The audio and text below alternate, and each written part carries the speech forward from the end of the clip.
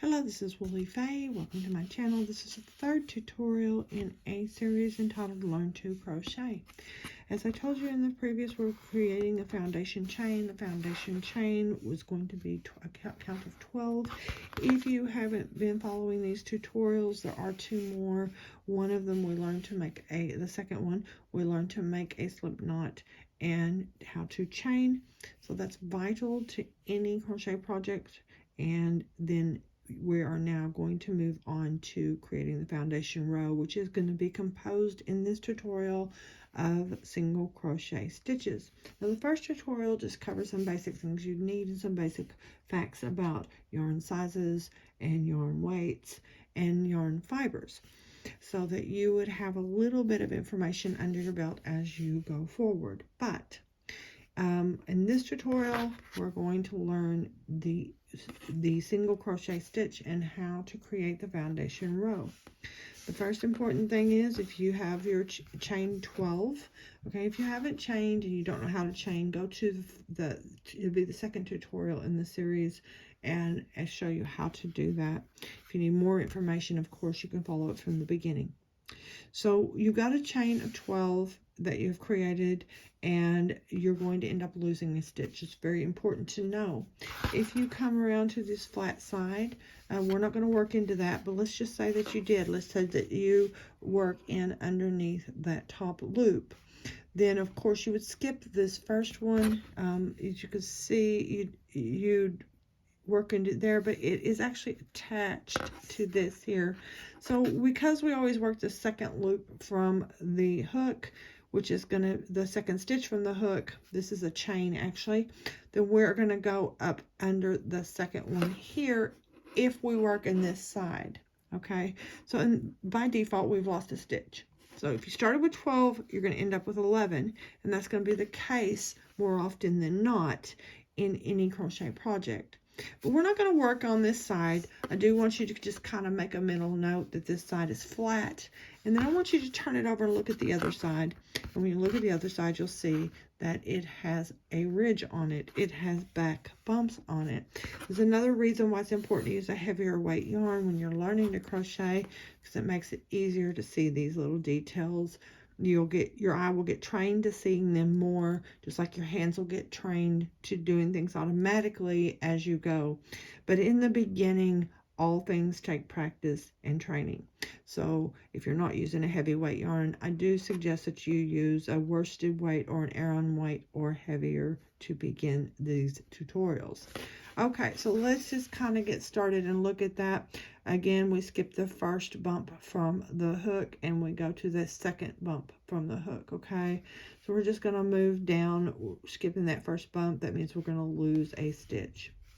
You're going to hold on to it below the bump that you're going to be working. So you're going to hold that basically with your thumb and your fourth finger, because your pointer finger and your third finger are what you're feeding your yarn through. And you don't grip that like that. You just basically just kind of keep it trapped there loosely. You want to be able that yarn to just kind of move through. So there's no need for tension on this. Just kind of let it rest in between. And by default, your finger laying over the top of it should trap it. Okay.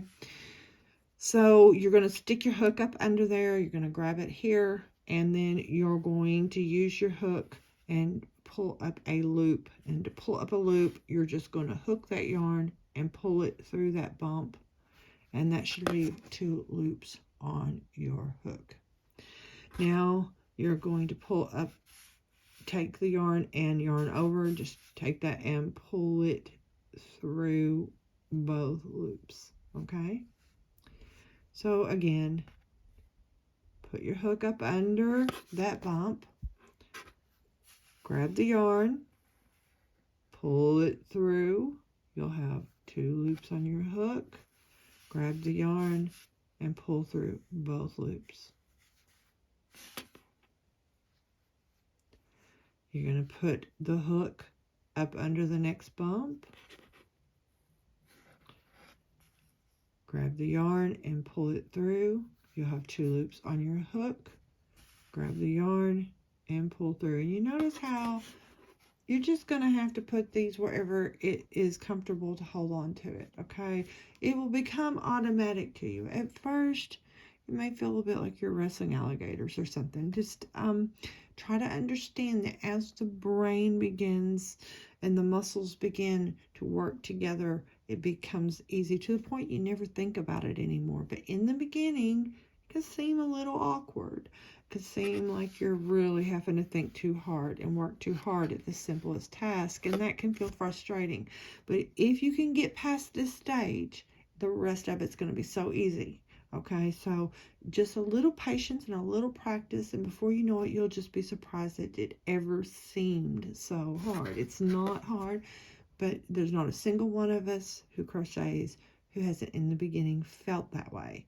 Okay, so it's just practice, practice, practice, and before you know it, you'll just be like, wow, I'm not even thinking about this anymore. Okay, so you get that muscle memory and you get that automatic reflex going.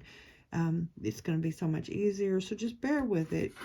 Now stick your hook up under that next back loop, okay, back bump. Grab the yarn, pull it through, 2 loops on the hook. Gonna yarn it around, grab and pull through, and just keep hooking that and pulling up a new loop. Okay, pull through both loops. Under the bump, grab the yarn and pull up a loop. Grab the yarn, pull through both loops. Under the bump, grab the yarn, pull up a loop. Grab the yarn, pull through both loops. Under the bump, grab the yarn, pull up a loop. Grab the yarn, pull through both loops. Under the bump, grab the yarn, pull up a loop. Grab the yarn, pull through both loops. Grab the yarn, pull up a loop. Grab the yarn, pull through both loops. In the final stitch, you're going to stop before you turn your work and just make sure that tail is not loose and sloppy, that it forms a straight. You don't want to pull it so tight that it forms a knot or heavy knot, or that it pulls it all, inward and gives it too much tension there. But you do want to make sure that that's just one straight edge there, okay? And then what you would do from there is you would turn the work around, and you don't want to go into this side one. In some patterns you might, but we're just doing the basics here. We're learning the basic mechanism for it. So what you want to do is chain 1. And when it says chain 1, it's the same thing that you learned when you were chaining for forming your foundation chain.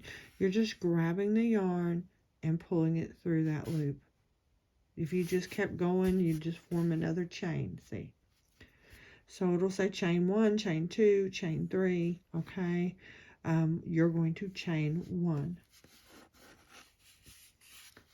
And that is going to actually serve as a stitch, because you're going to skip this first stitch, pull that over, and that's going to form a stitch there, okay?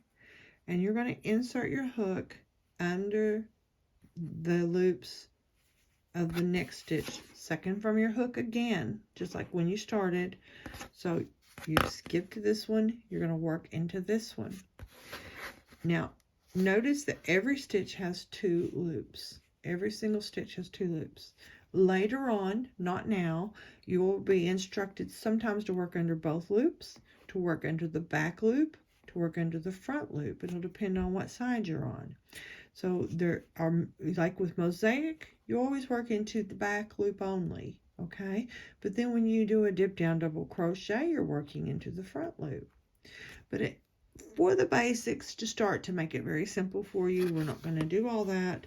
We're just going to chain 1, and we're going to move to the second stitch down, and we're going to insert under both loops, okay? So get that out of the way. 1, 2, okay? Let's just stick it right through. You're not going to have to worry about which loop you're hooking. Okay, and then you're going to hook your yarn and pull it through, pull up a loop, okay? And then you're going to hook it again and pull through both loops, all right? So you're just going to repeat what you did on the previous row. Okay. So insert under both loops, hook it, pull through 2 loops. Insert, pull the yarn through. You've got 2 loops on your hook. Grab it again and pull through 2 loops. Okay. So that's what you're going to practice doing. It's going to be awkward if you've never done it before, or you may just be a natural. Who knows? But don't get too discouraged. Remember that we've all been there, and it doesn't take that long to get past it. Once you do, it's just, you're not even going to think about it. It's going to be real easy. So good luck on that, and don't miss the next tutorial where I am going to show you how to do a double crochet stitch.